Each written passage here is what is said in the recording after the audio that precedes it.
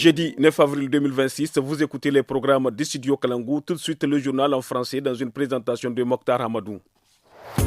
Au sommaire, les travaux routiers sur l'axe Farié-Terra dans la région de Tillabéri avancent bien selon le ministre de l'Équipement. Il était en visite de terrain mardi sur le chantier. Vous l'entendrez dans un instant. Dans la région de Maradi, la pénurie de carburant entraîne une hausse du prix du transport à Dakoro. Des usagers réagissent dans ce journal.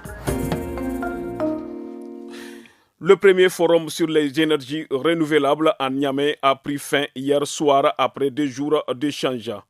Les participants au forum ont formulé plusieurs recommandations importantes lues par Seydou Nyandou Ismaël, le rapporteur général.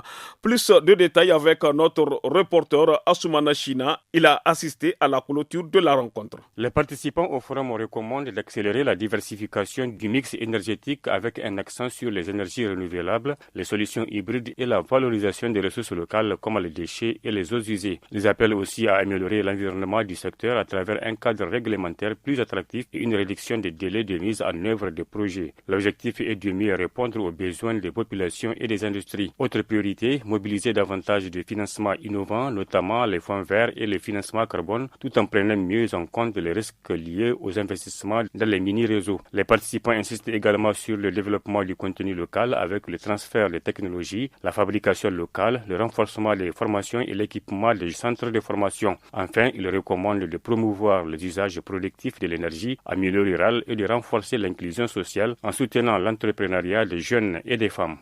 Le prix du carburant a augmenté dans certaines localités du pays en raison de la pénurie de carburant observée depuis quelques semaines dans ces régions. À Dakoro, dans la région de Maradi, des voyageurs expriment leur mécontentement face à la situation. Des propos recueillis par Adamou Oumarou.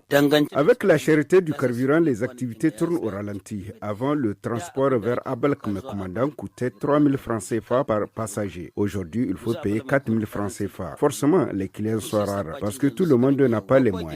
Je me rends à Intoualé, de là-bas je continuerai vers Asinintoudou. Avant, le prix du transport était de 1000 francs CFA. Aujourd'hui, nous payons 1500 francs CFA.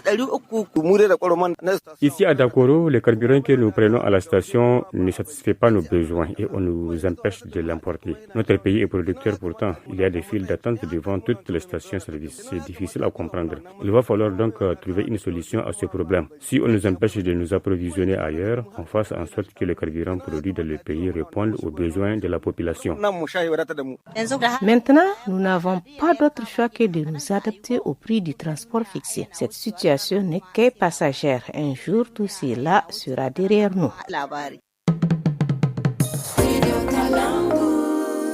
Le ministre de l'Équipement et des Infrastructures, le colonel-major Salissou Maman Salissou, était mardi 7 avril sur le chantier de réhabilitation de la route Farié-Terra. Lancé en novembre 2025, le ministre a apprécié l'état d'avancement des travaux.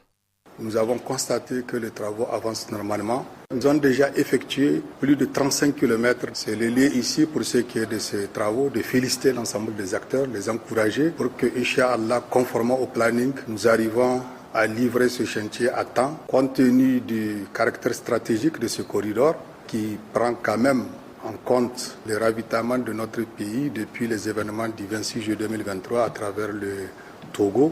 Ça charrie des milliers de camions de façon régulière. De la même façon que les 112 km Farié-Terra vont être réhabilités en Narobé, nous allons faire la même chose pour les 60 km de Farié-Namoro jusqu'à Niamey au niveau du 3e pont et permettre une circulation des personnes et de leurs biens dans des conditions sûres et sécurisées. Également en déplacement à Terra hier mercredi, le ministre de la Justice Aliou Daouda a visité le tribunal d'instance et la maison d'arrêt du département. Sur place, il a constaté plusieurs dysfonctionnements.